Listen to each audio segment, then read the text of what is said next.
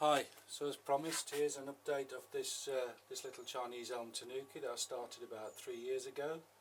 As you can see, that's filled in nicely all around. The live parts of this tree I've started to knit nicely into the deadwood. There's still a little anchorage required here, but on the other side, really, this has firmly attached itself to the deadwood. I can move this and it's not coming away from the deadwood even without support. But it's now time to sort of think about some pruning to get this tree into shape. There may be some wiring involved, but I think this is at the stage now where we can think about sort of the final stages of arranging the branches in the right areas. And then trimming hard back for ramification. So how do we make the decision now to see where we want to cut those branches? Well, first thing we really need to consider is where is our front. Now, this tree is actually looking nice from both sides, so I'm going to really have to make a decision to see where the best features are, and to see where I want to see the front. Now this side here looks okay superficially, but there is a couple of flaws. The roots and the deadwood don't really meet the soil. There's a bit of a lump here where the main branch sort of comes out from underneath that deadwood, although that lifeline there is quite nice. So I've sort of decided really to use this area as the front.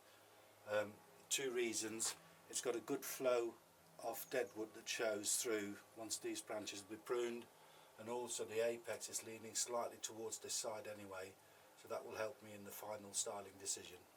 I think the best thing to do now is to sort of remove some of this excess growth and see how and where the best branch placement will be.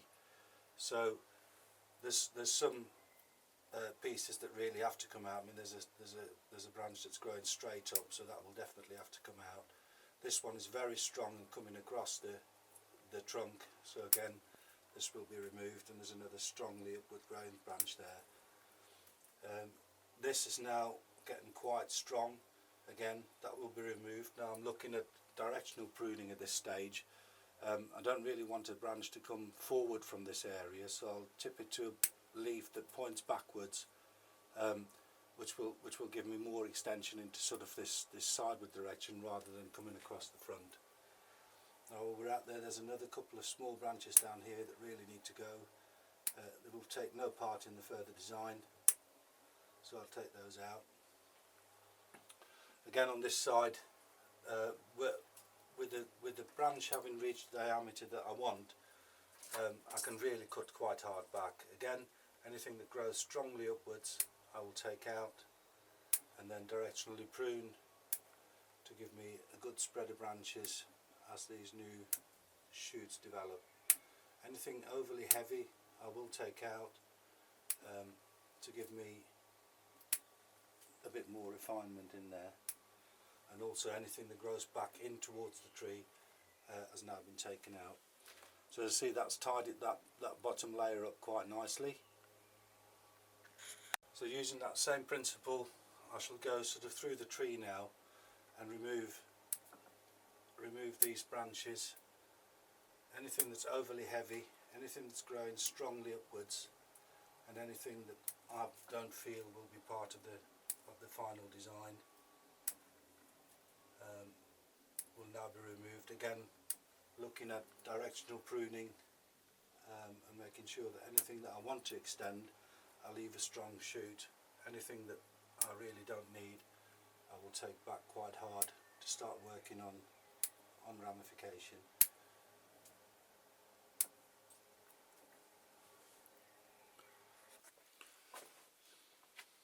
So as you can see, the tree is now fully pruned. It's been cut back quite heavily. I've taken out a couple of pretty strong shoots, especially at the apex, to give me a bit more strength in these lower branches. The final height of this secondary branch will most likely be reduced further, so I probably will lose that top bit here to give me a bit more separation between the two. Also, there is this area here where I most likely will be putting a graft between these two lifelines that come here. So I shall be removing some of the bark of both sides, match the cambium, and bring the two together, because it'll give me a more coherent image. And while I've got the tree out and close, I thought I'll give you sort of a quick look at these areas where the dead wood meets the live wood. I don't know if you can see that clearly on here, but you can see where the wood has now started to roll over onto the dead wood, and has attached itself quite firmly. As I can say, if I move this, you will see that the area here has tied in nicely. It's not been screwed in, it's just been cut. I've cut slithers of bark along the edge where those two areas meet, and that's started to roll over now and attach itself to the tree. Again, on this side, this is the area I was talking about earlier, where we'll be trying to graft the two live lines here together at this point to give me a more coherent image to the tree, and also to give me a bit more stable anchorage for especially this smaller branch. As you can see all the way around, the deadwood's knitting in nicely.